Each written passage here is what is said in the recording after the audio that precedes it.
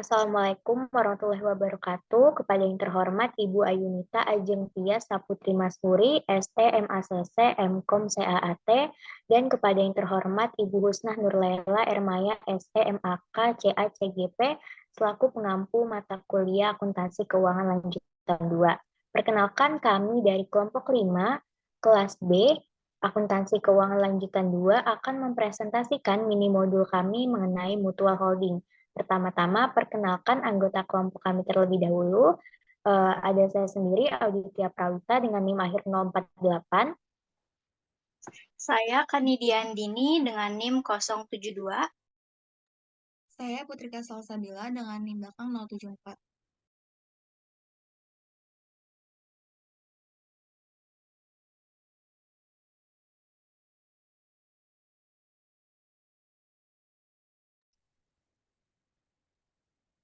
Yang pertama di sini kita akan membahas mengenai teori mutual holding.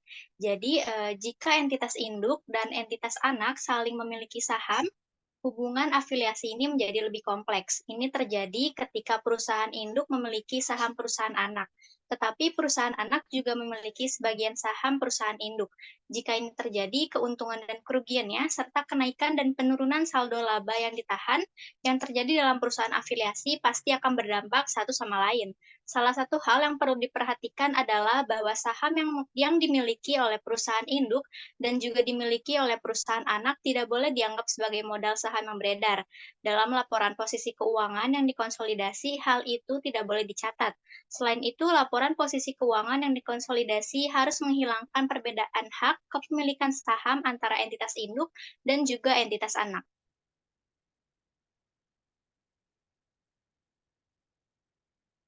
Lalu ada penghapusan yang dapat dilakukan dengan cara yang sama seperti hak kepemilikan entitas induk atas entitas anak. Dalam kasus pemilikan tidak langsung, berikut adalah hak pengendali. Yang pertama yaitu pemilikan saham entitas anak dapat terjadi dalam kasus di mana entitas induk memiliki hak pengendalian atas entitas subinduk.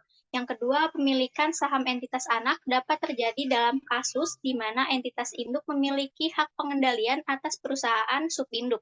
Dan yang ketiga yaitu pemilikan saham entitas anak dapat terjadi dalam kasus di mana entitas-entitas anak memiliki hubungan afiliasi.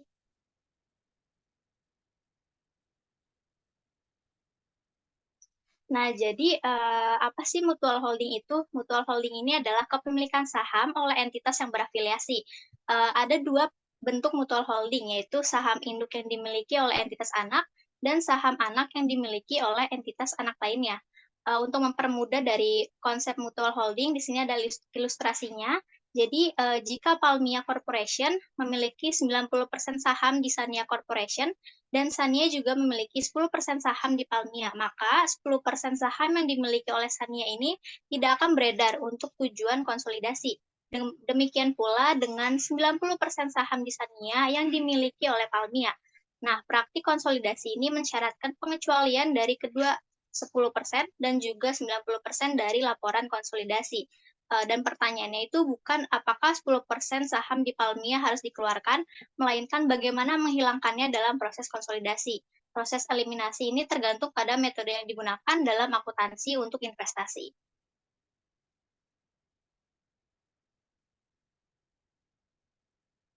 Lalu dalam melakukan pencatatan ini terdapat dua metode akuntansi, yaitu ada pendekatan treasury stock dan juga pendekatan konvensional. Yang pertama untuk pendekatan saham treasury atau treasury stock ini menganggap bahwa saham induk yang dimiliki oleh anak perusahaan sebagai saham treasury dari entitas yang dikonsolidasi. Oleh karena itu, pada pendekatan ini akan mempertahankan akun investasi pada entitas induk dalam pembukuan entitas anak berdasarkan biaya perolehan dan mengurangkannya sebesar biaya perolehan dari ekuitas pemegang saham dalam neraca konsolidasi. Selanjutnya, untuk pendekatan konvensional adalah pencatatan dengan memperhitungkan investasi anak perusahaan pada saham induk dengan dasar ekuitas dan mengeliminasi akun investasi anak perusahaan terhadap akun ekuitas induk perusahaan dengan cara yang biasa dilakukan. Meskipun kedua pendekatan tersebut ini dapat diterima secara umum, namun tidak menghasilkan laporan keuangan konsolidasi yang setara. Jadi secara khusus, konsolidasian dan jumlah kepentingan non pengendali biasanya berbeda berdasarkan kedua metode tersebut.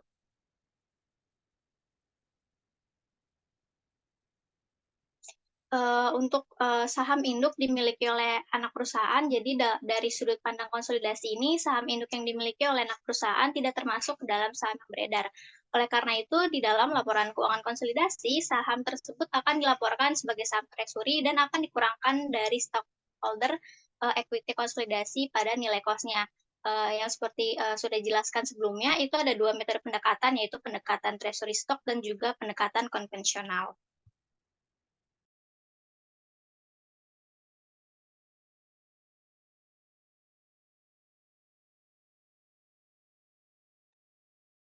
Lalu ada saham anak perusahaan yang dimiliki timbal balik. Jadi saham induk perusahaan yang dimiliki dalam struktur afiliasi ini bukanlah saham-saham yang beredar dan tidak boleh dilaporkan sebagai saham yang beredar baik dalam laporan keuangan induk perusahaan yang menggunakan metode akuntansi ekuitas maupun dalam laporan keuangan konsolidasi. Dua pendekatan umum yang digunakan untuk mengeliminasi pengaruh kepemilikan timbal balik saham induk perusahaan, pendekatan saham dibeli kembali, dan pendekatan konvensional. Adapun dalam hal ini kepemilikan timbal balik meliputi kepemilikan saham anak perusahaan secara timbal balik, dan dalam hal ini pendekatan saham dibeli kembali tidak dapat digunakan.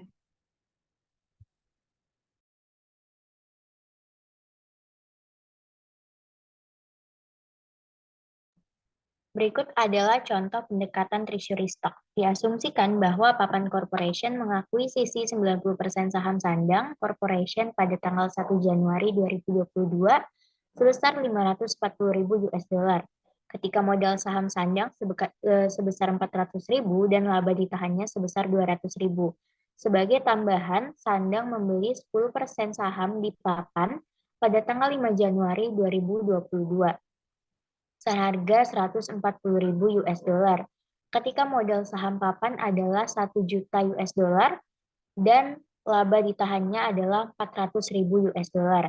Saldo percobaan untuk Papan Sandang pada tanggal 31 Desember 2022 sebelum keduanya perusahaan mencatat pendapatan investasinya adalah sebagai berikut, di mana debit pada Papan terdapat other asset sebesar 960 US dollar, investment in Sandang 90% sebesar 540.000 US dollar, dan juga expense including cost of goods sold-nya itu sebesar 140 US dollar.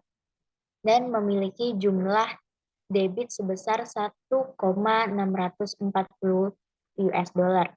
Dengan kredit sebesar untuk Papan, kreditnya itu sebesar 1.000 untuk capital stock, 400.000 US dollar untuk retain earning, dan 240 US dollar untuk sales. Sehingga total kreditnya adalah 1,640 US dollar, sama seperti debit yang ada pada Papan. Nah, selanjutnya untuk Sandang memiliki saldo debit untuk other asset sebesar 520 US dollar dengan disertai dengan investment in Papan sebesar 10% dengan saldo 140 US dollar dan termasuk expense including cost of goods sold sebesar 100 US dollar dengan total dari seluruh debitnya adalah 760 US dollar. Sedangkan untuk kredit di Sandang terdapat capital stock dengan 10 US dollar par sebesar 400 US dollar dan juga retain earning sebesar 200 US dollar serta sales sebesar 160 US dollar. Sehingga dapat diperoleh hasil bahwa debit dan kredit dari Sandang ini adalah balance di mana memiliki saldo sebesar 760 US dollar.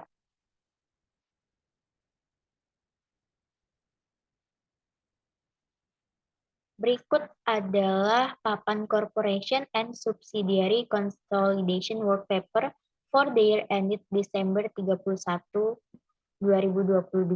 Disajikan dalam ribuan. Di sini dapat kita lihat di consolidated statement-nya. Papan Corporation and Subsidiary itu memiliki sales sebesar 400 US dollar, expense sebesar 240 US dollar, dan NCI share sebesar 6 US dollar, serta controlling share-nya sebesar 154 US dollar. Sedangkan untung retained earning statement yang terdiri atas retained earning income-nya itu sebesar 400 US dollar, controlling share of net income-nya itu sebesar 154 US dollar. Sehingga diperolehlah hasil retained earning pada tanggal 31 Desembernya itu 554 US dollar. Nah, selanjutnya itu merupakan saldo income statement. Selanjutnya kita akan membahas saldo pada balance sheet di mana terdapat other asset sebesar 140 US dollar dengan disertai capital stock sebesar 1000 US dollar dan juga retain earning sebesar 554 US dollar. Selain itu, pada consolidated statement ini terdapat juga treasury stock sebesar 140 US dollar, sehingga diperolehlah hasil untuk non-controlling interest-nya itu sebesar 6 US dollar, di mana diperoleh hasil pada consolidated statement-nya itu sebesar 1.480 US dollar. Selanjutnya,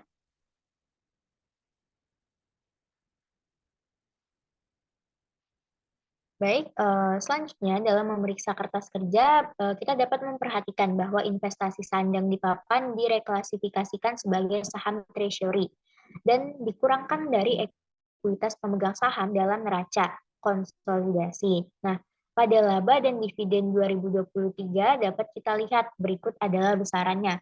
Di papan terdapat separate earning sebesar 120.000 US dollar, sedangkan dividennya sebesar 60.000 US dollar. Sedangkan pada sandang terdapat separate earning sebesar 80.000 US dollar dan dividennya itu sebesar 40.000 US dollar. Berdasarkan pendekatan treasury, Sandang Corporation itu mencatat pendapatan dividen sebesar 6.000 dari papan yang diperoleh dari 10% dari dividen papan sebesar 60.000 dan melaporkan laba bersihnya untuk tahun 2023 dengan metode biaya sebesar 86.000 US dollar. Papan Corporation mencatat investasi di sandang dengan metode ekuitas. Nah, berdasarkan hal tersebut dapat dilihat di sini bahwa terdapat cash yang diterima sebesar 36.000 dan juga terdapat investment in sandang sebesar 36.000. Nah, sehingga diperolehlah jurnal seperti di bawah ini, yaitu case pada investment in sandang sebesar 36.000 yang berfungsi untuk mencatat 90% dari 40.000 dividen yang dibayarkan oleh sandang. Selanjutnya,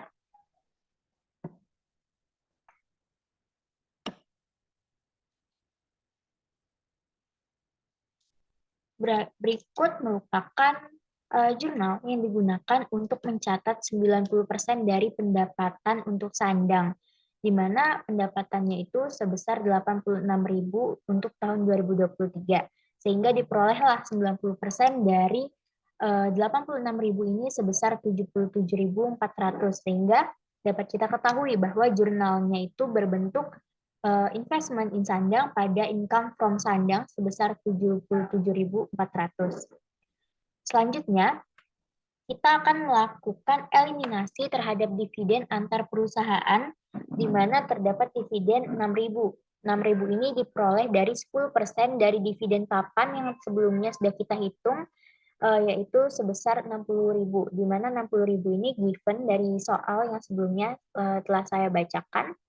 60.000 ini 10% dari 60.000 ini akan dibayarkan kepada sandang, dan untuk menyesuaikan pendapatan investasi atas dividen papan yang termasuk dalam pendapatan sandang, maka kita melakukan eliminasi, di mana jurnalnya adalah income from sandang pada dividen sebesar 6.000. Nah, pendapatan investasi papan dari sandang terdiri dari 90% dari 80.000 US dollar milik sandang. Pendapatan terpisah sandang dikurangi 600 US dollar. Nilai ini diperoleh dari 10% dividen dari papan yang sebesar 6.000 yang diperoleh untuk keuntungan pemegang saham non-pengendali. Menghitung saldo 635.400 US dollar di akun investment in sandang milik papan sebagai berikut. Nah, berikut adalah contoh untuk menghitung investment in sandang, di mana investment in sandang itu sebesar 31 Desember sebesar 594.000 US dollar pada 31 Desember 2022 yang kemudian ditambahkan 90% dari sandang report income yaitu 77.400 yang sebelumnya sudah kita hitung di atas dan juga dikurangi dengan 90% of Sundance is dividend. Nah, ini merupakan 90% dari dividen yang sudah kita hitung sebelumnya, yaitu 36.000. Nah, sehingga diperolehlah investment in Sandang pada 31 Desember 2023, yaitu 635.400 US dollar.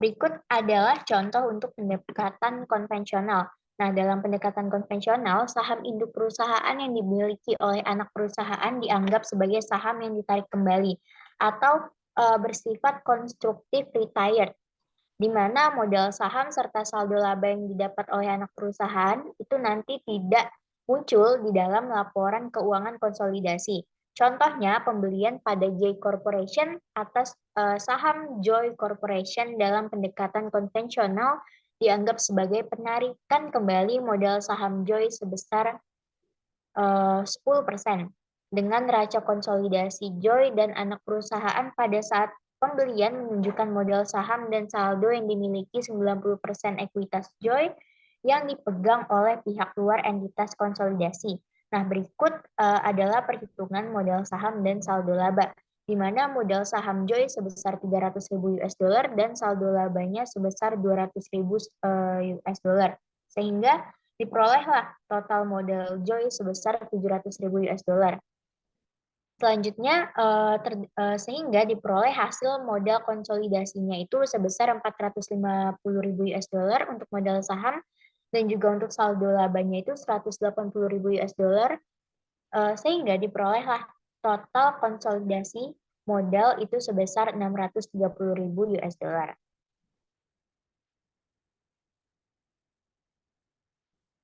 Baik, berikut adalah contoh jurnal dalam akuntansi untuk investasi Joy pada J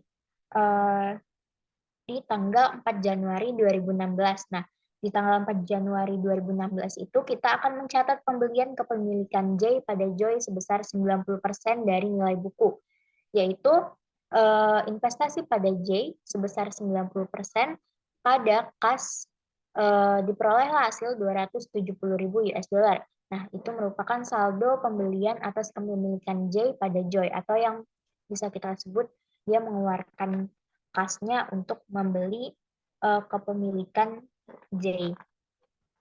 Nah, pada 9 Januari 2016, kita akan melakukan pencatatan penarikan 10% saham Joy sebagai akibat pembelian saham J oleh Joy, di mana jurnalnya adalah sebagai berikut, yaitu saham nilai nominal sebesar 10 US dollar, 50.000 dan juga saldo laba sebesar 20.000 pada investasi di J sebesar 70.000 US dollar.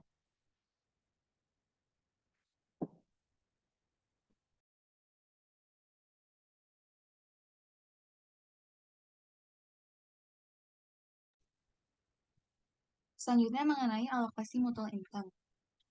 Akuntansi metode konvensional untuk saham yang dimiliki secara imbal balik digunakan pendapatan induk perusahaan yang menggunakan dasar ekuitas tidak dapat ditentukan sampai pendapatan asal perusahaan yang menggunakan dasar ekuitas ditetapkan. Begitu pula sebaliknya. Ini dikarenakan pendapatannya saling berhubungan. Pemecahan masalah untuk menentukan pendapatan induk perusahaan dan anak perusahaan terletak pada penggunaan beberapa prosedur matematika. Yang digunakan adalah persamaan simultan dan substitusi.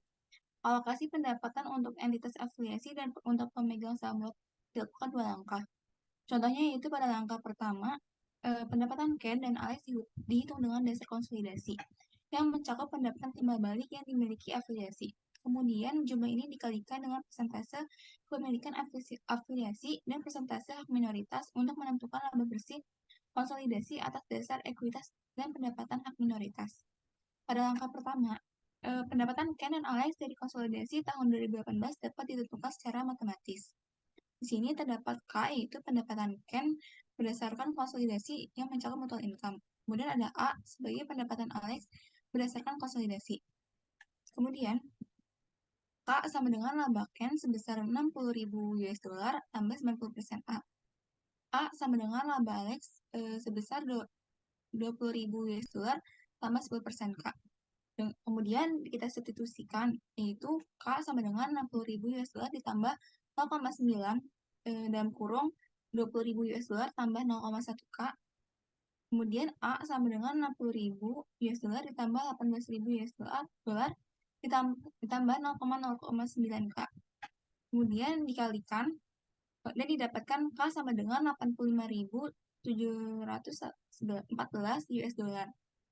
Kemudian kita substitusikan hasil tersebut dengan A, yaitu 20.000 US dollar ditambah dalam kurung 85.714 US dollar dikali 0,1 sama dengan A sama dengan 28.571 US dollar.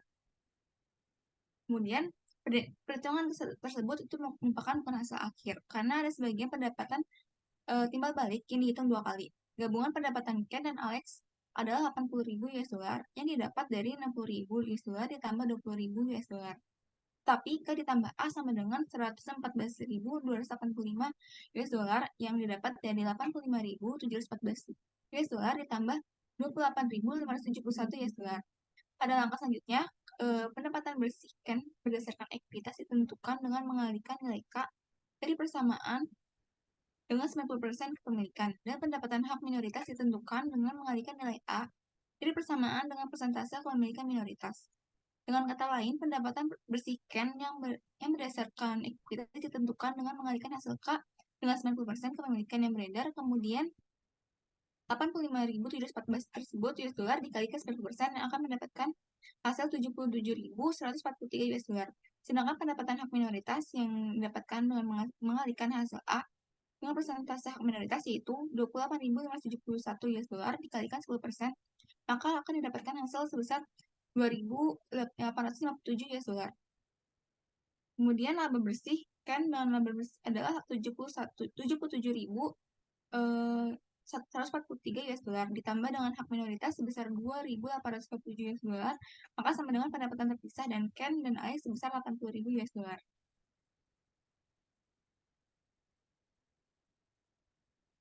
Selanjutnya mengenai konsolidasi dengan metode ekuitas.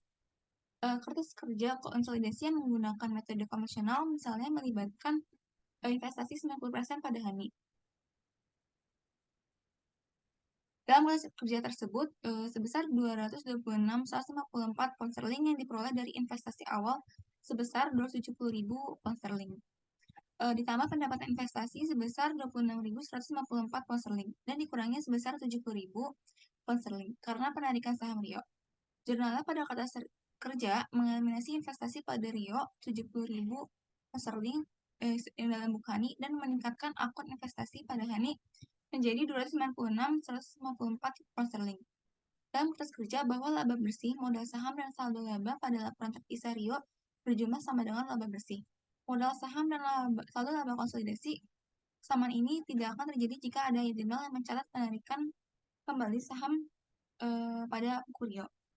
Berikut adalah pencatatan konsolidasi pada tahun setelah pembelian, penghasilan, dan dividen terpisah Rio dan Hani pada tahun 2020, yaitu penghasilan terpisah Rio sebesar 60.000 pound sterling dan dividen Rio sebesar 30.000 pound sterling. Kemudian Hani 40.000 pound sterling dan Rio 20.000 pound sterling. Kemudian penerapan pendapatan konvensional menggunakan perhitungan matematis. Kemudian didapatkan persamaan dasar yaitu R sebagai pendapatan Rio berdasarkan konsolidasi dan H merupakan pendapatan Hani berdasarkan konsolidasi. Kemudian persamaan dasar tersebut adalah R sama dengan 60.000 pound sterling tambah 0,9 H, H sama dengan 40.000 pound sterling tambah 0,1 R. Kemudian melakukan substitusi, yaitu R sama dengan 60.000 pound sterling ditambah 0,9 dalam kurung yaitu 40.000 pound sterling ditambah 0,1 R. Kemudian dikalikan maka dan dipindahkan 0,9 dikali 0,1 R maka akan mendapatkan hasil 0,91 R sama dengan 96.000 pound sterling. Kemudian R sama dengan 96.000 dibagi 0,91 akan mendapatkan 105.495.000 pound sterling. Kemudian dilakukan substitusi kepada rumus H, yaitu H sama dengan 40.000 pound sterling ditambah 0,1. Kemudian 0,1 dikalikan 105.495 pound sterling. Maka didapat H sebesar 50.549 pound sterling.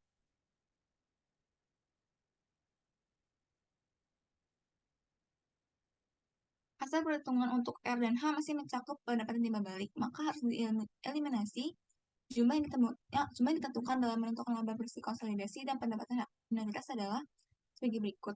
Jurnalnya itu laba bersih Rio sebesar 94.945 pound sterling yang didapat dari 105.495 pound sterling dikali 90% kepemilikan luar. Kemudian pendapatan hak minoritas sebesar 50.555 pound sterling yang didapat dari 50.549 pound sterling dikali 10%. Yang merupakan dari total pendapatan hak minoritas itu merupakan total maka total penghasilan terpisah Rio dan Hani yaitu sebesar 100.000 pound sterling. Apabila Hani mencatat investasi pada Rio dengan metode biaya, maka ia akan mencatat pendapatan dividen dari Rio untuk tahun 2020 sebesar 3.000 yang didapat dari 10% dari dividen Rio. Atau bisa juga Hani mencatat pendapatan dari Rio sebesar 10.550 pound sterling yang didapat dari 495 kali 10% apabila menggunakan metode ekuitas. Kemudian dari pihak Rio mencatat investasi pada Hani dengan metode ekuitas sebagai berikut. Jurnal pertama itu untuk mencatat 90% dividen Hani sebesar 20.000 pound sterling pada tahun 2020, yaitu kas pada investasi pada Hani sebesar 18.000 pound sterling.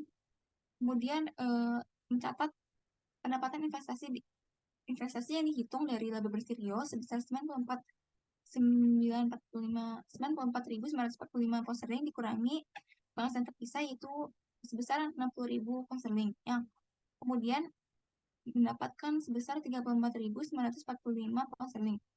Kemudian ada cara lainnya yaitu 90% dari pendapatan Hani berdasarkan konsolidasi yaitu 50.549 pound sterling dikali 90% dikurangi 10% pendapatan Rio berdasarkan konsolidasi yaitu 155.549 pound sterling dikali 10%. Maka akan mendapatkan jumlah yang sama yaitu 34.945 pound sterling. Maka jurnalnya itu investasi pada Hani pada pendapatan dari Hani yaitu 34.945 pound sterling. Kemudian jurnal berikutnya adalah untuk mengeliminasi dividen induk perusahaan yang dibayarkan kepada Hani dan untuk menyesuaikan akun investasi pada Hani. Itu jurnalnya investasi pada Hani pada dividen sebesar 3.000 pound sterling.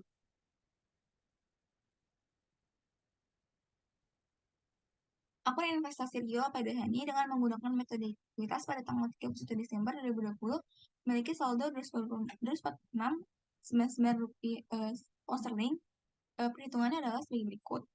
Investasi pada Hani 31 Desember 2019 yaitu sebesar 226.154 pound sterling. Kemudian ditambah dengan pendapatan investasi yaitu 34.945 pound sterling. Kemudian ditambah lagi dengan dividen dibayarkan kepada Hani sebesar 3.000 pound sterling. Kemudian dikurang penerimaan dividen dari Hani sebesar 18.000 pound sterling. Maka didapatkan investasi pada Hani 31 Desember 2020 sebesar 246.99 pound sterling. Kelas kerja konsolidasi untuk Rio dan anak perusahaan untuk tahun 2020 di mana diasumsikan bahwa Hani menggunakan metode biaya untuk mencatat investasi pada Rio. Karena dia menggunakan metode akuntansi ekuitas laba bersih induk perusahaan sebesar 94.945 pound sterling sama dengan laba bersih konsolidasi. Maka jumlah laporan konsolidasi juga sama dengan modal saham dan laba induk perusahaan. Selanjutnya konversi menjadi metode ekuitas pada buku perusahaan. Di sini apabila metode ekuitas sebelumnya tidak digunakan oleh Rio, akan sangat membantu untuk mempertimbangkan perhitungan yang diperlukan untuk merelokasikan saldo laba konsolidasi dan hak minoritas. Ini masih menyambung dengan kasus yang sebelumnya, yaitu pertama, penting untuk menentukan kenaikan aktiva secara terpisah dari suatu perusahaan dengan kepemilikan timbal balik. Kenaikan berikut dihitung untuk Rio dan Hani dari 1 Januari 2019 hingga 31 Desember 2020. Berikut bisa diketahui penghasilan terpisahnya 2019 pada Rio itu sebesar 50.000 pound sterling, kemudian pada Hani sebesar 30.000 pound sterling, dan totalnya itu 80.000 pound sterling. Kemudian penghasilan terpisah pada tahun 2020 sebesar yang di Rio sebesar 6 ditambah 60.000 pound sterling. Kemudian pada Hani bertambah 40.000 pound sterling. Kemudian totalnya adalah sebesar 100.000 pound sterling. Kemudian hal ini dikurangi dengan pengumuman dividen. Rio berkurang ke 30.000 pound sterling, Hani 20.000 pound sterling, maka totalnya adalah 50.000 pound sterling. Kemudian ditambah lagi dengan dividen dari afiliasi, yaitu sebesar 18. Rio bertambah dengan 18.000 pound sterling, kemudian Hani bertambah 3.000 pound sterling, dan totalnya adalah 21.000 pound sterling. Maka kenaikan pada aktiva bersihnya itu Rio 98.000 pound sterling, Hani 53.000 pound sterling, maka totalnya adalah 151.000 pound sterling. Dengan diketahuinya kenaikan pada aktiva bersih, persamaan simultan yang digunakan untuk alokasi pendapatan akan dipakai lagi untuk mengalokasikan kenaikan aktiva bersih pada saldo laba konsolidasi dan pada hak minoritas. Berikut adalah perhitungan untuk Rio dan Hani, yaitu menggunakan substitusi lagi, yaitu R dengan rumus 98.000 pound sterling ditambah 0,9 H, dan H dengan rumus 53.000 pound sterling ditambah 0,1 R. Maka melalui substitusi akan didapatkan R sama dengan 98.000 pound sterling ditambah 0,9 yang akan dikalikan dengan 53.000 pound sterling ditambah 0,1 R. R kemudian ditambah dengan 98.000 pound sterling ditambah 47.700 pound sterling ditambah 0,09 R. Kemudian R dikurang 0,09 R akan mendapatkan 0,91 R sama dengan 145.700 pound sterling. Kemudian dibagi 145.700 pound sterling dibagi 0,91 akan mendapatkan R sama dengan 160.110 pound sterling. Kemudian disubstitusikan dengan rumus H, yaitu H sama dengan 53.000 pound sterling ditambah 0,1 dikali 160.110 pound sterling. H sama dengan 49.011 pound sterling. Kemudian perhitungan ini yang masih mencakup jumlah timbal balik dapat digunakan untuk mengalokasikan kenaikan aktiva bersih sebesar 151.000 pound sterling pada saldo laba konsolidasi dan hak minoritas sebagai berikut. Kenaikan saldo laba Rio atau kenaikan pada saldo laba konsolidasi itu sebesar 144.099 pound sterling yang didapat dari 160.110 dikali 90%. Kemudian kenaikan saldo laba hak minoritas sebesar 6.901 pound sterling yang didapat dari 69.011 pound sterling dikali 10%. Maka total kenaikan aktiva bersihnya itu sebesar 151.000 pound sterling.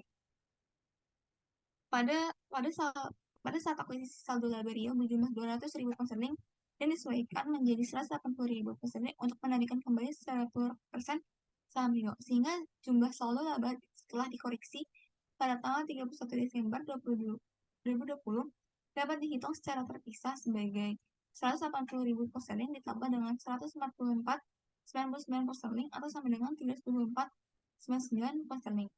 Hak minoritas pada Hani tanggal 1 Januari 2019 adalah 30.000 pound sterling yang didapat dari ekuitas sebesar 13.000 pound sterling dikali 10%.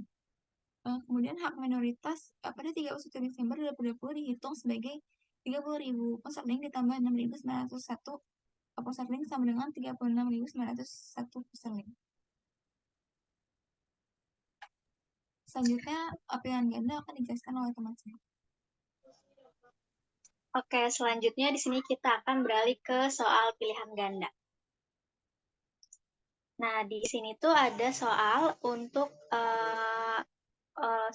menjawab pertanyaan dari soal 1 sampai dengan soal 4. Jadi soalnya itu adalah Park Incorporation, dia memiliki 80% saham modal ke Son Company dan 70% saham modal Tio Incorporation. Son memiliki 15% dari modal saham Tio dan Tio memiliki 25% saham modal Park. Jadi keterkaitan kepemilikan ini itu dapat diilustrasikan pada gambar di bawah berikut. Terus pendapatan yang dihasilkan dari Parkin Corporation itu ada $190.000, kemudian untuk Sun Company itu ada $170.000, dan Tio Company itu adalah $230.000. Nah, untuk notasi ini akan berhubungan kepada pertanyaan 1 sampai dengan pertanyaan 4. Nah, untuk A itu adalah sama dengan pendapatan konsolidasi PARK dikurangi dengan pendapatan terpisahnya ditambah bagiannya dari pendapatan konsolidasi SON dan juga TIO. Kemudian untuk B sama dengan pendapatan konsolidasi SON dikurangi dengan pendapatan terpisah ditambah bagiannya dari pendapatan konsolidasi TIO. Dan untuk C yaitu pendapatan konsolidasi TIO dikurangi pendapatan terpisah ditambah bagiannya dari pendapatan konsolidasi PARK. Selanjutnya. Nah, untuk soal pertama ini kita diminta untuk mengetahui berapa persamaan yang dapat menghitung A. Jadi jawabannya itu yang B, A sama dengan 190.000 ditambah 0,8 B ditambah 0,7 C. Jadi kita dapat tahu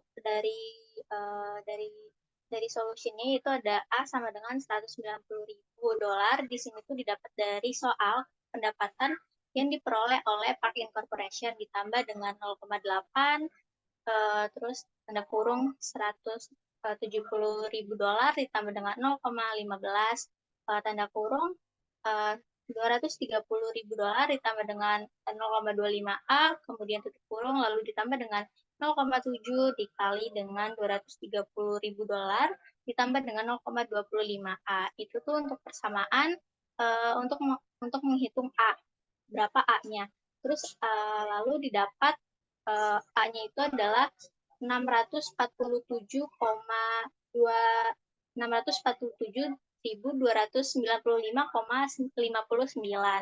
Itu dari persamaan ini tuh kita bisa tahu bahwa jawabannya itu yang B, yaitu A sama dengan 190 ditambah 0,8 B ditambah 0,7 C. Selanjutnya. Kemudian untuk soal 2 masih sama, yaitu tapi ini tuh yang ditanya adalah persamaan untuk menghitung B. Jadi jawabannya itu yang B, yaitu B sama dengan 170 ditambah 0,15 C. Nah, untuk solusinya itu kita dapat menghitung bahwa hasil dari B-nya itu adalah 228.773,58 US dollar. Dengan rumusnya yaitu $170.000 ditambah dengan 0,15 jika tanda kurung 391,8 391.823,90 US dollar. Kemudian untuk soal yang ketiga kita diminta untuk mengetahui bagian kepentingan dan pengendali atas pendapatan konsolidasi, yaitu jawabannya adalah yang D, 0,15 C. Untuk solusinya yaitu C sama dengan 230.000 US dollar ditambah dengan 0,25 dikali dengan 647.295,59 yang didapat, C itu hasilnya adalah 391.823,9 US dollar. Selanjutnya. Kemudian untuk soal yang keempat masih dalam pertanyaan yang sama dari soal sebelumnya, yaitu ada bagian kepentingan non pengendali SON atas laba rugi konsolidasi. Hasilnya itu adalah yang C, 45.755 US dollar. Nah, kita bisa tahu 45.000 ini tuh didapat dari mana? Dari controlling share of consolidated net income itu didapat dari 647.295,59 dikali 75% itu hasil dari A yang tadi kita hitung di soal pertama dikali dengan kepemilikannya itu 75%, didapatlah hasil 485.471,69. Kemudian kita menghitung non-controlling interest dari SUN, yaitu sebesar 228,700 228.773,58 dikali kepemilikannya itu 20%. 228 ini didapat dari persamaan B yang tadi kita hitung. Jadi hasilnya itu adalah 45.754,72. Kemudian kita juga menghitung non-controlling interest nya yaitu sebesar 391.823,90 dikali dengan kepemilikannya yaitu sebesar 15%. Nah, didapat hasilnya bahwa 58.773,59. Kemudian setelah kita totalin semua, maka total consolidated income-nya adalah 590.000. Nah, karena ini tuh kita ditanya bagian kepentingan non pengendali SON atas laba rugi konsolidasi, maka kita melihat di non controlling interest SON-nya yaitu sebesar 45.754,72. Selanjutnya, kemudian untuk soal ini ada soal untuk menjawab pertanyaan nomor 6 sampai dengan nomor 5 sampai dengan nomor 6. Jadi soalnya itu adalah Permata Corporation dia memiliki 90% saham biasa dari Sari Corporation dan Sari memiliki 15% saham Permata. Keduanya diperoleh dengan harga nilai wajar yang sama dengan nilai buku. Pendapatan dan dividen terpisah dari perusahaan afiliasi untuk tahun 2023 adalah di tabel ini kita tahu bahwa separate income dari Permata Corporation itu adalah 100.000 US dollar, kemudian dividennya adalah 50.000 US dollar, kemudian untuk Sari Corporation separate income-nya itu adalah 60.000 dolar, kemudian dividen dia adalah 30.000 dolar. Nah, pertanyaan untuk nomor 5 yaitu jika pendapatan saham treasury digunakan, maka pendapatan dan bagian pengendali atas laba bersih dikonsolidasi untuk tahun 2023 akan dihitung sebesar, nah jawabannya itu adalah yang D, yaitu 100.000 dolar ditambah 60.000 dolar dikurangi dengan 10% dikali 67.000 dolar. Nah, kita bisa tahu kalau ada dua cara untuk menghitungnya. Yang pertama dengan menghitung dari combined separate income-nya. 160.000 dolar ini tuh didapat dari soal, kita totalin aja separate income yang dihasilkan oleh Permata Corporation dan juga Sari Corporation. Jadi hasilnya adalah 160.000 dolar, kemudian dikurangi dengan non-controlling interest share, yaitu 6.750. Kemudian ini tuh didapat dari dividen dari Permata Corporation terus ditambah dengan dividen ini tuh didapat dari separate income-nya Sari Corporation terus ditambah dengan dividen dari Permata Corporation sebesar kepemilikannya Sari. Jadi hasilnya itu 6.750. Lalu didapat controlling share of consolidated net income sebesar 153.250.000 US dollar. Nah, untuk yang cara keduanya itu sama, cuma hasilnya bakalan sama, cuma emang caranya aja yang berbeda. Yang pertama kita cari dulu Permata separate income-nya, karena udah dari soal, kita tinggal masukin aja 100.000 US dollar, kemudian ditambah dengan Sari net income, yaitu 67.500 dikali dengan 90% kepemilikannya, yaitu adalah 60.750 US dollar, kemudian dikurangi dengan dividen receive from Permata yang didapat dari dividennya yaitu 50.000 US dollar dikali dengan 15%, jadi sama dengan 7.500. Kemudian kita akan menghitung controlling interest share of consolidated net income-nya yang didapat dari 100.000 US dollar, kemudian ditambah dengan 60.750 US dollar, kemudian dikurangi dengan 7.500, jadi hasilnya 153.250 US dollar.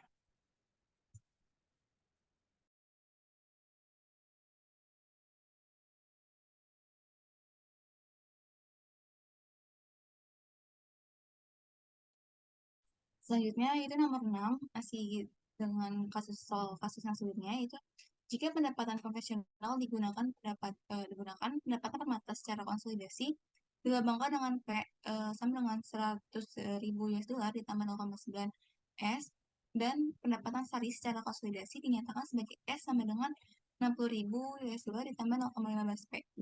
Dengan menggunakan persamaan ini, bagian pengendali atas laba bersih konsolidasi adalah sebesar A sama dengan P, B 0,85 P, C P dikurang 0,1 S, D P tambah S kurang 0,15 S. Maka jawaban yang benar adalah B 0,85 P. Ini didapatkan dari cara berikut, yaitu solusinya P sama dengan 100.000 US$ ditambah 0,9 yang kemudian dikali dengan 60.000 US$ tambah 0,15 P. Kemudian dikurangkan maka mendapatkan 0,865 P sama dengan 154.000 US$. Kemudian dibagi sehingga mendapatkan P sebesar 178,35 US$. Kemudian disubstitusikan dengan rumus S, yaitu dengan S sebesar 60.000 US$ ditambah 26.075 US$, maka totalnya itu 86.075 US$. Kemudian quarterly share of consolidated income itu sebesar 151.30 US$. Non-controlling interest-nya itu didapatkan dari sebelumnya, itu 86.025 US$ dikali 0,10, kemudian akan mendapatkan 8.670. Maka total consolidated income-nya itu 160.000 US$.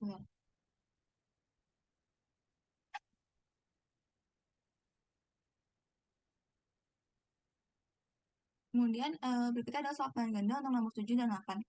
PTP mengakuisisi 80% saham PTS pada tanggal 1 Januari 2022 dengan harga 250.000 US$. Ketika saham biasa PTS sebesar 200.000 US$, dan laba ditahan sebesar 80.000 US$, PTS pada gilirannya membeli 10% saham di PTP seharga 80.000 US$.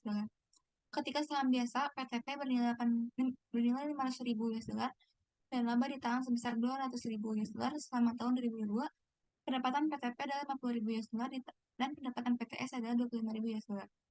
Maka untuk pertanyaan nomor 7 yaitu berapa nilai controlling share of net income dengan menggunakan metode treasury stock atau cost method, itu jawabannya adalah sebesar C 70.000 US$.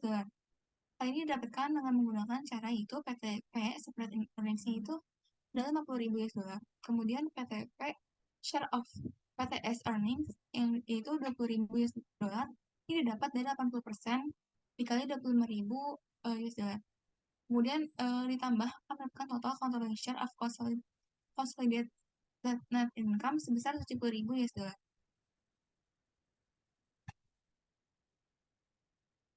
Kemudian untuk pertanyaan nomor 8 yaitu berapa nilai controlling share of net income dengan menggunakan metode konvensional, itu yang benar jawabannya adalah A, yaitu 66.697 US$. Hal ini didapatkan dengan cara itu berdasarkan pendapatan konvensional dengan menggunakan ekuitas, yaitu PTP separate earnings-nya itu adalah 50.000 US$. Kemudian PTP share of PTS earnings yaitu sebesar 16.667 US$, ini didapat dari 80% dikali 41.667,67 US$, kemudian dikurang dengan 20% dikali 83.888,33 US$. Hal ini akan mendapatkan controlling share of consolidated net income sebesar 66.667 US$.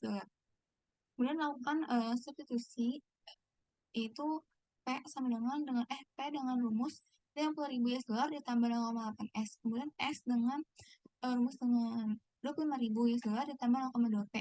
Kemudian dengan substitusi yaitu P sama dengan 50.000 ditambah 0,8 dikali 25.000 US$ ditambah 0,2 P. Maka selanjutnya 0,84 P sama dengan 70.000 US$. Kemudian didapatkan hasil sebesar P 83.033,33 US$. Kemudian substitusikan dengan S, yaitu S 25.000 US$ ditambah 0,2 dikali 83.333,33 akan mendapatkan S sama dengan 41.667,67 US$. Selanjutnya adalah pertanyaan soal nomor 9, yaitu pada tanggal 3 Januari 2022, PT Jaimin mengakuisisi 80% PT Hechan seharga 1 juta rupiah. Dengan itu, PT Hechan memiliki saham biasa sebesar Rp800.000 dan laba ditahan sebesar Rp320.000. PT Hechan juga membeli 10% saham PT Jaimin seharga Rp320.000 ketika nilai saham biasa PT Jaimin adalah sebesar Rp2 juta dan laba ditahan sebesar Rp800.000. Selama tahun 2022, laba PT Jaimin adalah sebesar Rp200.000 dan laba PT Hechan sebesar Rp100.000. Pertanyaan nomor 9 yaitu berapa persen kepemilikan masing-masing PT Jaimin dan PT Hechan? Yang benar adalah A, yaitu 80% dan 10%. Hal ini dapat kita lihat dari soal yang bahwa PT Jaimin mengakuisisi 80% PT Hechan dan PT Hechan membeli 10% saham PT Jaimin. Selanjutnya soal nomor 10, yaitu pertanyaannya itu berapa nilai controlling share laba bersih dengan pendekatan konvensional? Yaitu jawabannya yang benar adalah A, sebesar 273.913. Hal ini didapat dari J, yaitu PT Jaimin, dan H sebelumnya itu PT Hechan. PT Jaimin net income dan consolidated net income itu J dengan 200.000 tambah 0,8 H dan H sama dengan 100.000 tambah 0,1 J. Kemudian melakukan substitusi, yaitu J sama dengan 200.000 ditambah 0,8 dikali 100.000 ditambah 0,1 J, maka J sama dengan 0,8 J sama dengan 200.000 ditambah 80.000. Kemudian didapatkan 0,92 J sama dengan 280.000. Maka didapatkan J sama dengan 348. Kemudian disubstitusikan dengan H, yaitu H sama dengan 100.000 ditambah 0,01 J, itu 0,01 dikali 304.348. Kemudian dikali akan H sama dengan 1.130.435. Maka PT Jaimin net income dan controlling share-nya yaitu 304.348 dikali 90% akan mendapatkan hasil sebesar 273.913,20 rupiah.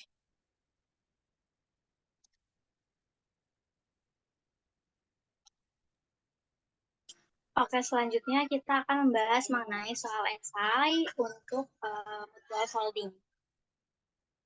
Selanjutnya.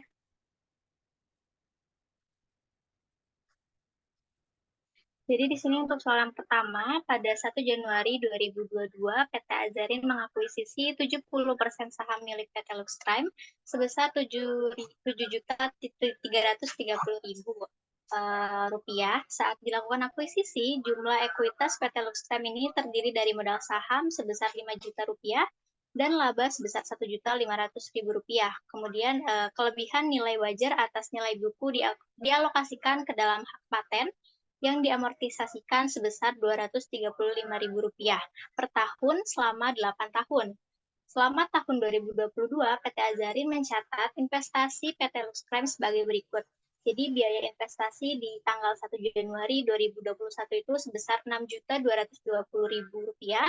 Kemudian bagian laba dari PT Luxcrime ini sebesar Rp955.500.000 didapat dari Rp1.600.000 dikurangi dengan Rp235.000 dikali dengan persentase dari Azarin ke PT Luxcrime, yaitu sebesar 70%.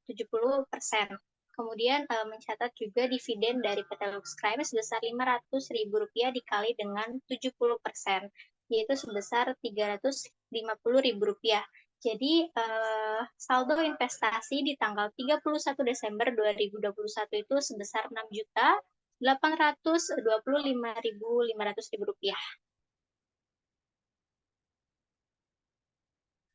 Lalu di tanggal 5 Januari 2022, PT Luxcrime ini mengakuisisi saham PT Azarin dengan nilai wajar yang sama dengan nilai bukunya, yaitu sebesar Rp1.600.000. Berikut adalah pendapatan dan dividen pada tahun 2022. Nah, dari PT Azarin ini dia menghasilkan laba sebesar Rp3.400.000, kemudian dia dividennya adalah Rp1.600.000. Lalu untuk PT Luxcrime ini labanya yaitu Rp1.500.000 dan dividennya adalah Rp3.050.000. Nah, yang jadi pertanyaannya adalah hitunglah nilai saham pengendalian atau controlling interest dan juga non pengendalian atau non controlling interest pada laba konsolidasi dengan menggunakan pendekatan konvensional untuk investasi PT Azarin dan PT Luxcrime, serta hitunglah pendapatan PT Azarin dari PT Luxcrime dan hitung investasi PT Azarin di PT Luxcrime pada tanggal 31 Desember 2022.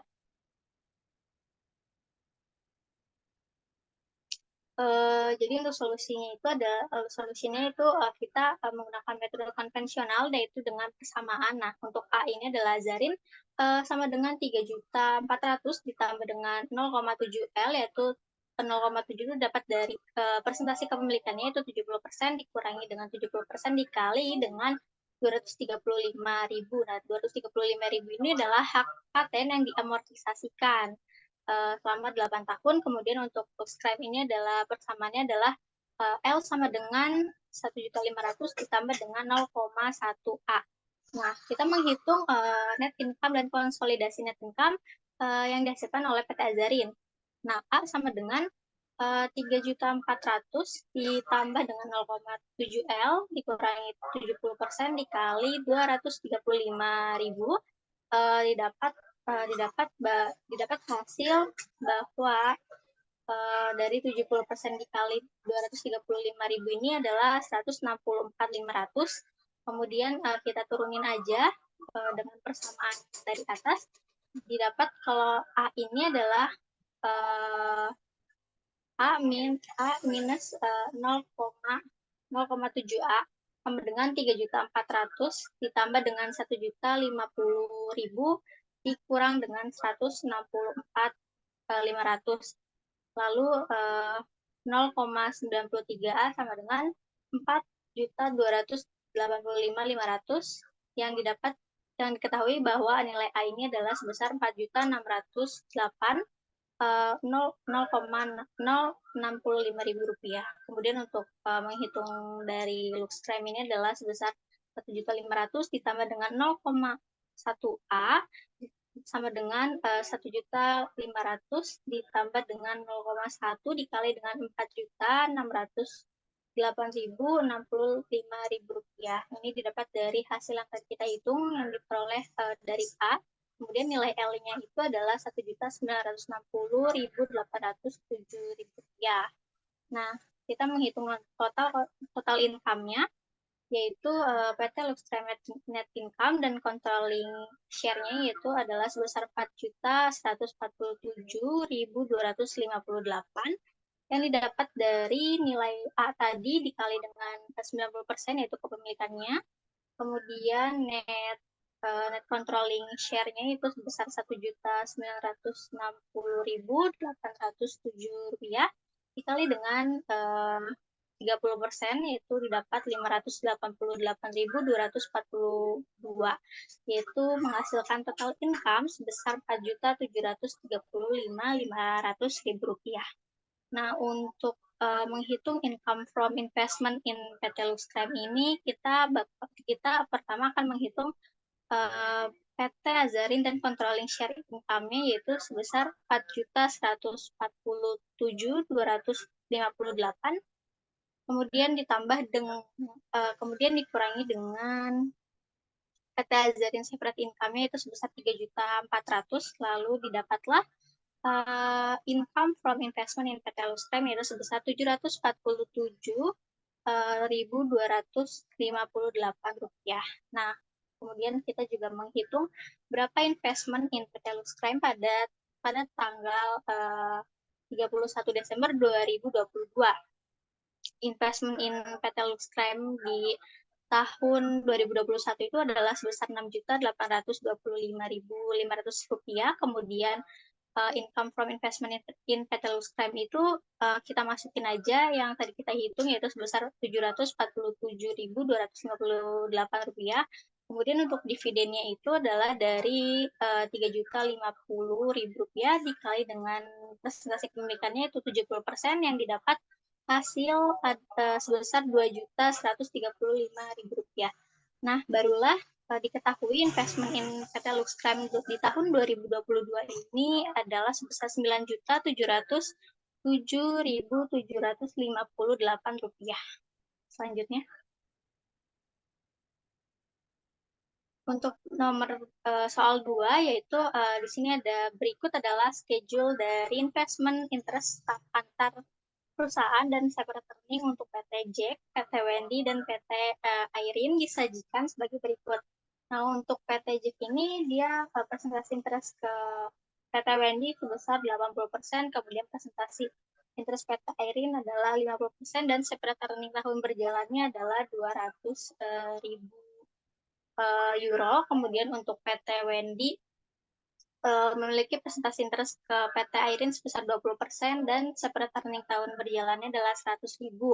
Nah, untuk PT Airin ini dia memiliki presentase interest PT Wendy yaitu sebesar 10% dan separate earning tahun berjalannya adalah 50.000. Nah, ditanya berapakah bagian kepentingan pengendali dan pengendali atas laba bersih konsolidasian dengan asumsi tidak ada selisih investasi antara nilai wajar dan juga nilai buku atau laba yang belum direalisasi.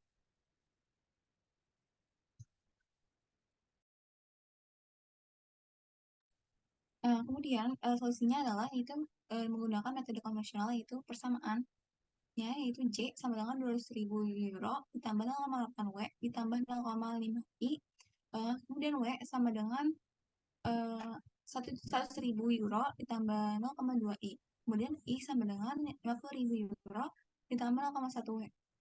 Kemudian penyelesaiannya untuk yang PT Wendy yaitu W sama dengan 100.000 euro ditambah 0,2, kemudian dikalikan 50.000 euro ditambah 0,1 W. Kemudian W sama dengan 110.000 euro ditambah 0,02 W. Kemudian didapatkan sebesar 0,98 W. Ini dapat dari 0 W dikurang 0,02. Kemudian 110.000 euro dibagi dengan 0,98, maka akan didapatkan hasil W sama dengan 112.245 euro. Kemudian untuk perhitungan yang PT Airin, PT Airin ini I sama dengan 50.000 euro ditambah 0,1 yang dikalikan dengan 112.244,90 euro. Kemudian Airin, PT Airin juga kemudian PT Airin mendapatkan 61.224 euro. Ini dapat dari 50.000 euro ditambah 11.224,49 euro. Kemudian perhitungan PT J yaitu J sama dengan 200.000 euro ditambah 0,8 kemudian dikali dengan 112 euro ditambah 112.244 kemudian ditambah dengan 0,5 dikali 61.224 euro. Kemudian didapatkan PT J sebesar 320.408 euro. Maka income allocation-nya pertanyaannya itu controlling share of consolidated net income yaitu J sebesar 320.408 kemudian ditambah dengan non controlling interest share in Wendy itu sebesar 11.225 euro yang didapat dari 112.245 dikali 0,1 kemudian ditambah lagi dengan non controlling interest share in Airin sebesar 18.397 euro didapat dari 61.224 euro dikali 0,3 maka mendapatkan total income allocation-nya sebesar 150.000 euro.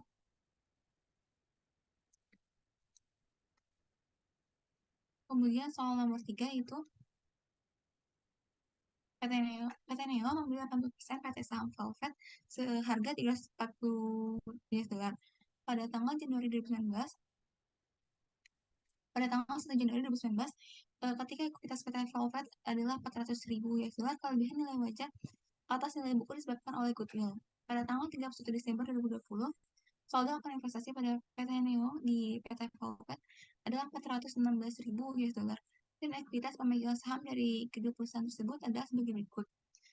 Capital stock pada PT Neo yaitu sebesar 1.200.000 US dollar dan PT Velvet sebesar 300.000 US dollar. Kemudian untuk return earnings-nya PT Neo 400.000, kemudian PT Velvet adalah 200.000.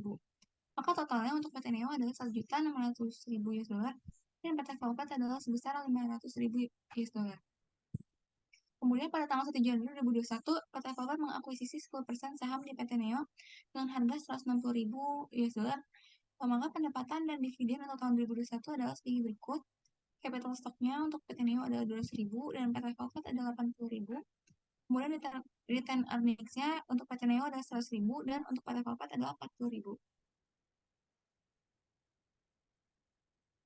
Maka pertanyaannya adalah hitunglah bagian kepentingan pengendali dan non pengendali atas laba bersih konsolidasi tahun 2021 dengan menggunakan pendekatan konvensional dan buatlah ayat jurnal yang dicatat oleh pihak PT Neo untuk mencatat investasi PT Neo di PT Velvet untuk tahun 2021 dengan metode ekuitas. Ini ada dua pertanyaan. Untuk pertanyaan pertama yaitu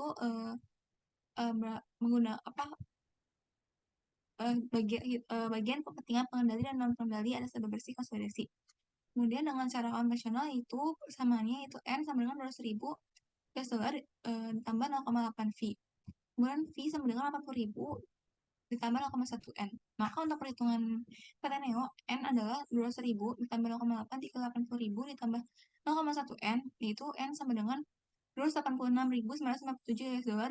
Ini dapat dari 200.000 ditambah 64.000 ditambah 0,08 N.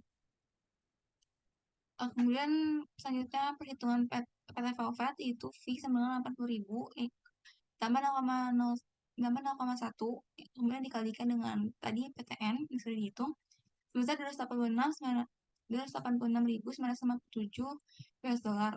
Kemudian didapatkan hasil V sama dengan 108.696 US dollar. Maka alokasi income-nya adalah konsolidasi net income sebesar 258.261 US dollar yang didapatkan dari 286.957 dikali 90%. Kemudian controlling interest share sebesar 21.739 US dollar yang didapat dari 118.696 US dollar dikali 20%. Maka total separate income-nya itu sebesar 208.000 US dollar. Kemudian ini untuk jurnalnya yang dicatat oleh PT Neo.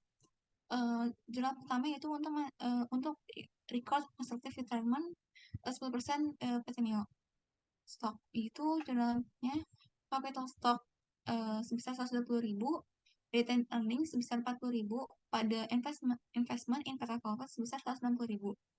Kemudian yang kedua adalah to record income from PT Velvet complete as follow. Nah, ini tuh sebesar 298.261 US dollar dikurangi dengan 200.000 US dollar, maka akan didapatkan total sebesar 58.261 US dollar. Maka untuk jurnalnya itu investment in PT Velvet yaitu 80%, pada income from PT Velvet yaitu 58.261 US dollar.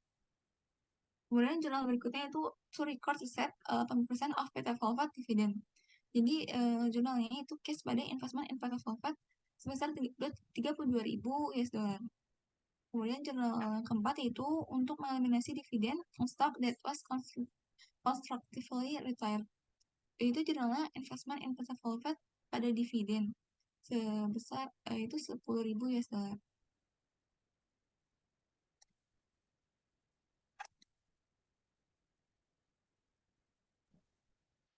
Selanjutnya ada soal case study, nah di mana pada tanggal 2 Januari 2022 PT Pomelo membeli 80% kepemilikan pada PT Love and Flare dengan kas sebesar 360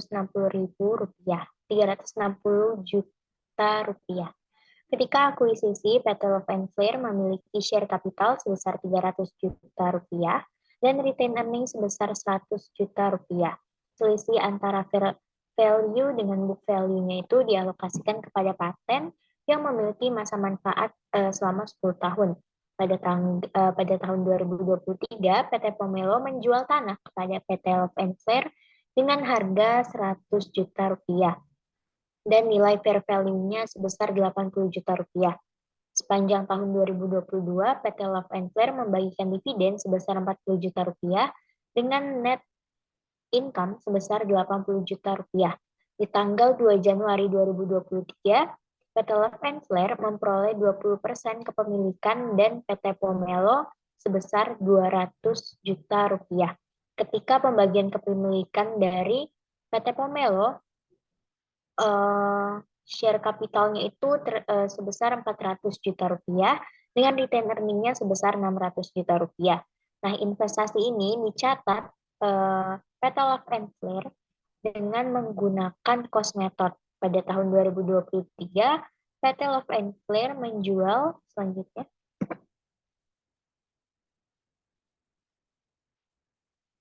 Next.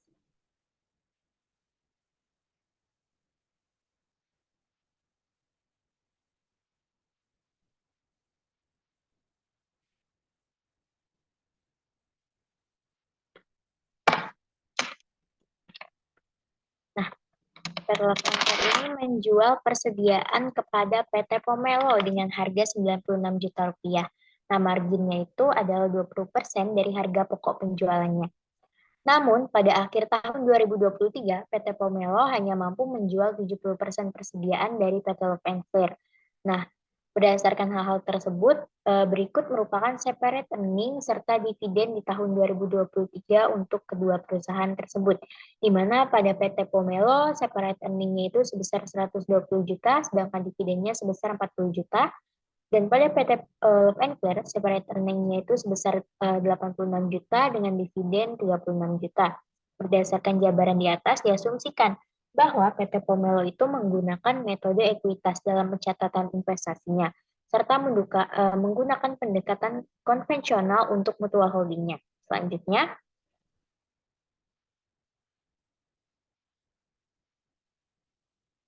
oke, berikut selanjutnya kita pertama-tama harus menghitung investment in PT Love and Flare sebesar 80%, di mana jumlahnya adalah 360 juta. Nah, untuk memperoleh fair value, kita melakukan implied dengan cara membagi 360 juta tersebut dengan 80% investment, sehingga diperolehlah fair value-nya sebesar 450 juta rupiah. Selanjutnya kita akan menghitung PT Love and Flare Equity, di mana share kapitalnya itu sebesar 300 juta dan return earning-nya sebesar 100 juta. Sehingga diperolehlah total equity-nya sebesar 400 juta. Selanjutnya, kita akan mengurangkan fair value dengan total equity-nya untuk memperoleh ekses yang nantinya akan dialokasikan kepada paten, yaitu sebesar 50 juta. Diperoleh dari 450 juta dikurang dengan 400 juta. Selanjutnya, kita akan menghitung patent amortization. Seperti yang kita ketahui, umur ekonomisnya adalah 10 tahun, sehingga excess allocated to patent-nya kita bagikan dengan 10 tahun, dan diperolehlah patent amortization-nya sebesar 5 juta. Berdasarkan hal tersebut, kita mengurangkan excess allocated to patent dengan amortisasi paten, sehingga diperolehlah unrealized gain sebesar 45 juta. Selanjutnya kita akan menghitung Pomelo sold land to Love and Flare dengan metode downstream, di mana selling price-nya itu sebesar 100 juta dan purchasing price-nya sebesar 80 juta.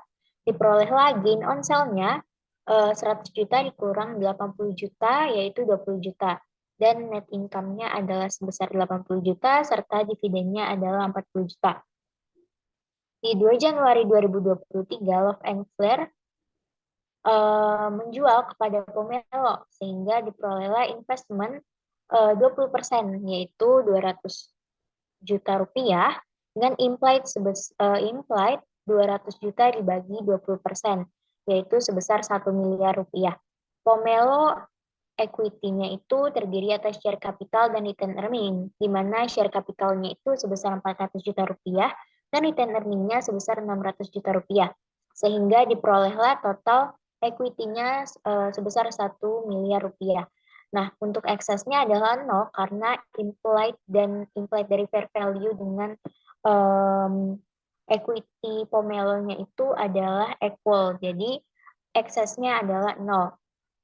Untuk intercompany transaction tahun 2023, Love and Flare itu menjual inventory kepada Pomelo, yaitu terjadilah transaksi upstream, di mana selling price-nya itu sebesar 96 juta, dengan margin yang belum terjual sebesar 96 juta dikali 20% margin, dikali 100% ditambah 20% dan kemudian dikali lagi 30%, sehingga diperolehlah margin yang belum terjualnya sebesar Rp4.800.000. Selanjutnya,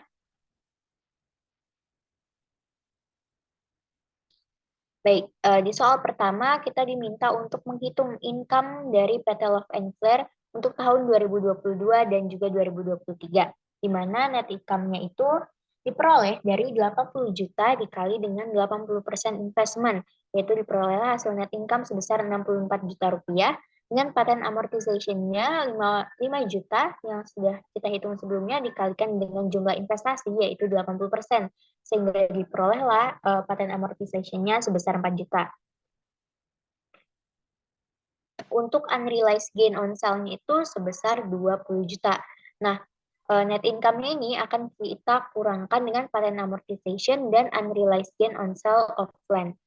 Unrealized gain on sale of land-nya itu dari transaksi penjualan yang sebelumnya sudah dijelaskan. Nah, sehingga diperolehlah income from Love and Flare pada tahun 2022 itu sebesar 40 juta rupiah. Di tahun 2023, kita untuk menghitungnya itu kita menggunakan rumus NIP sama dengan SIP ditambah 80% dikali NIL dikurang amortization ditambah atau dikurang dengan intercompany transaction. Lalu kita akan menggunakan persamaan dari net income L.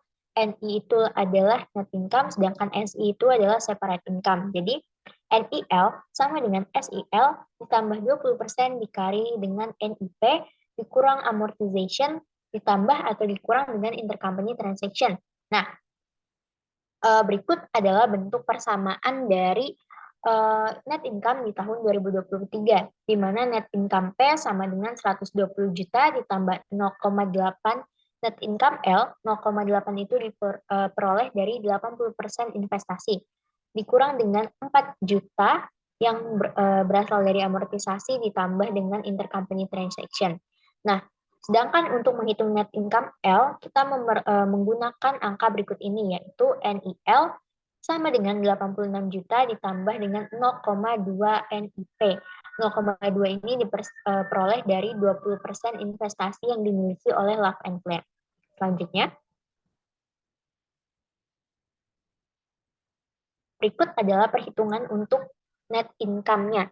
Nah, pertama-tama kita harus mencari net income untuk P-nya itu sebesar 120 juta ditambah 0,8 yang nantinya akan dikalikan dengan 86 juta dikurang dengan 0,2 NIP. Dikurang juga dengan 4 juta ditambah kembali dengan 4.800.000 dikali dengan 0,8 yang merupakan transaction intercompany. Nah, net NIP sama dengan 120 juta ditambah 68.800 juta ditambah 0,16 NIP dikurang 4 juta dikurang 3.840. Sehingga diperolehlah hasil NIP dikurang dengan 0,16 NIP sama dengan 120 juta ditambah 68.800 dikurang dengan 4 juta dikurang juga dengan 3.840. Dan diperolehlah 0,84 NIP sama dengan 180.960.000 rupiah. Nah, maka diperolehlah net income pada Pomelo dengan membagi 180.960.000 rupiah ini dengan 0,84, sehingga diperolehlah hasil net income pada PT Pomelo ini sebesar 215.428.571 rupiah, 43. Nah, setelah memperoleh net income pada P, kita dapat menghitung net income di L, di mana rumusnya adalah NIL sama dengan 86 juta ditambah 0,2 net income P. Nah, untuk NIL-nya berarti 86 juta ditambah 0,2 NIP yaitu 215.428.571,43 rupiah yang sebelumnya sudah kita hitung. Kemudian diperoleh hasil sebesar 86 juta ditambah dengan 43 juta 85.000 rupiah 714,29, sehingga diperolehlah hasil net income pada L sebesar 129.571,29 $85.714,29. Income from Love and Flare, yaitu allocation. Pertama kita harus menghitung allocation 80% net income from Love and Flare, di mana 80% ini diperoleh dari net income L, yaitu 80% dikali 129.085.000 714,29. Dengan allocation 80% net income itu sebesar 103.268.571,43 rupiah, yang nantinya akan dikurangkan dengan amortisasi sebesar 4 juta dan juga sold inventory secara upstream sebesar 80%, yaitu 3.840.000, di mana berasal dari 4.800.000 dikali 80%. Kemudian kita mencari 20% income from PT Pomelo, yaitu 43.085.000 rupiah 714,29. Diperolehlah hasil pengurangan tersebut, diperoleh hasil pengurang sebesar 50.925.714,29 rupiah. Berdasarkan hal tersebut, kita tinggal mengurangkan alokasi net income dari Love and Flare, yaitu sebesar 103.268.571,43 dengan income from PT Pomelo sebesar 20%, yaitu 50.925.714,29 rupiah. Diperolehlah income from PT Love and Flare sebesar 52.342.857,14 untuk tahun 2023.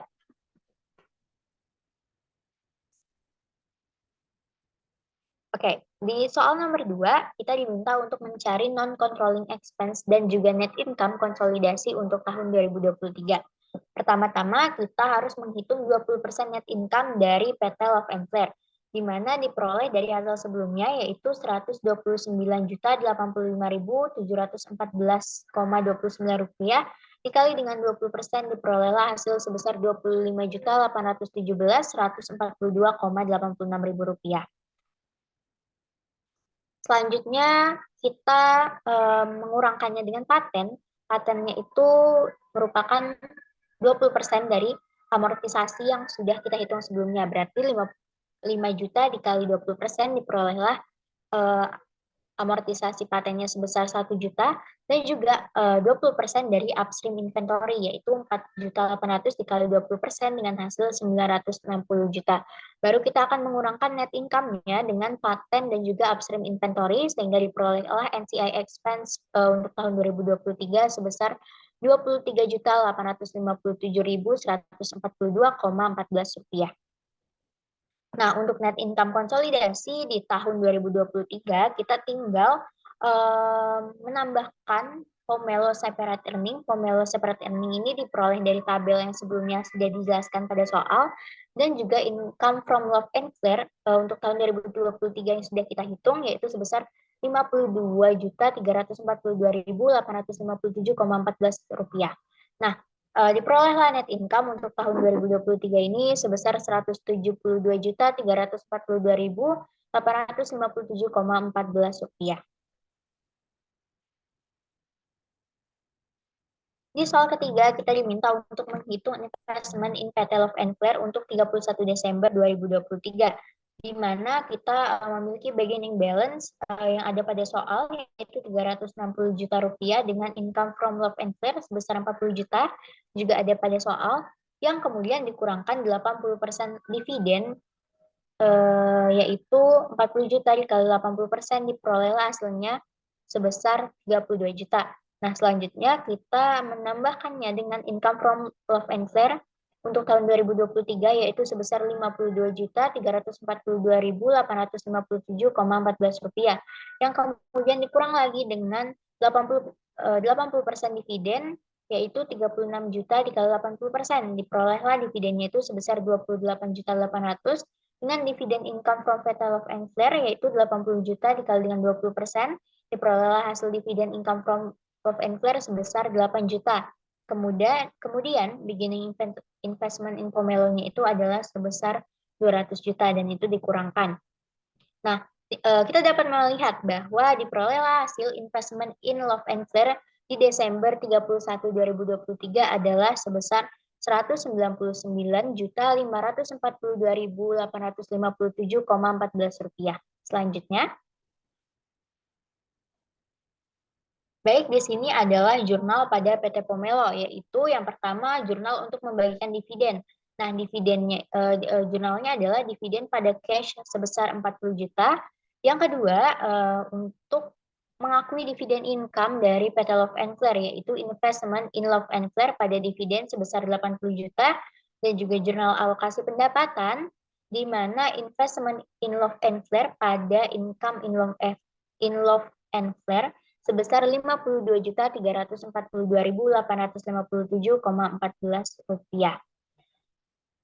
Nah, selanjutnya itu kita akan mencatat jurnal perolehan dividen di mana cash pada investment in Love and Flair sebesar 28.800. Selanjutnya kita akan mencatat retirement of investment, yaitu share capital sebesar 80 juta, retained earnings sebesar 120 juta pada investment in Love and Flair sebesar 200 juta. Selanjutnya,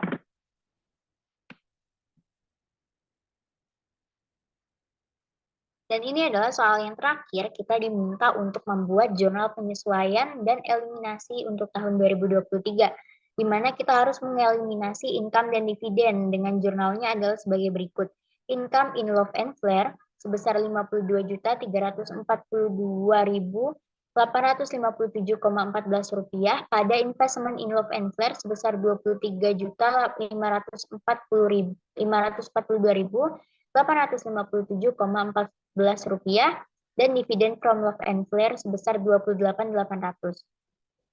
Selanjutnya adalah kita harus mengeliminasi NCI expense dengan NCI expense-nya sebesar Rp23.852.142,14 dengan dividen Love and Flair-nya itu dividen Love and Flair NCI-nya itu sebesar 8 juta dan juga NCI-nya sebesar 15.857.143,14. Selanjutnya kita diminta untuk mengeliminasi equity Love and Flair dan alokasi investment in Love and Flair, di mana share kapitalnya itu adalah 300 juta, return earnings-nya itu ada 132 juta, dan patentnya itu sebesar 45 juta, pada investment in Love and Flair sebesar 381.600 rupiah, dengan NCI sebesar 95.400.000 rupiah.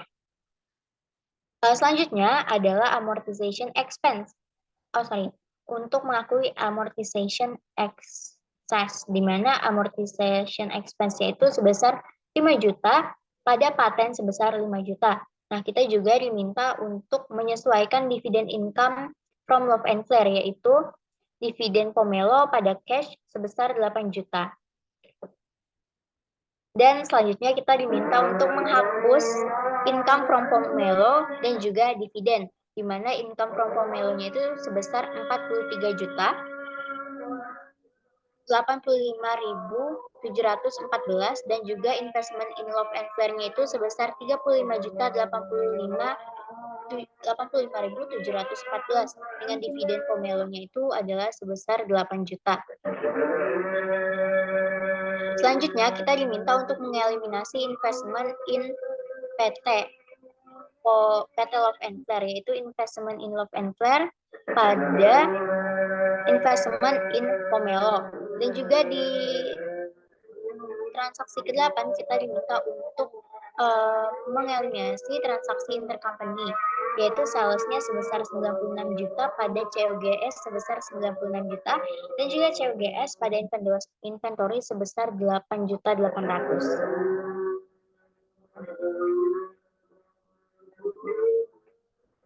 Baik, sekian materi yang dapat kami sampaikan. Sebelumnya terima kasih dan mohon maaf bila ada kesalahan. Semoga materi yang kami sampaikan ini dapat bermanfaat. Sebelumnya, wassalamualaikum warahmatullahi wabarakatuh.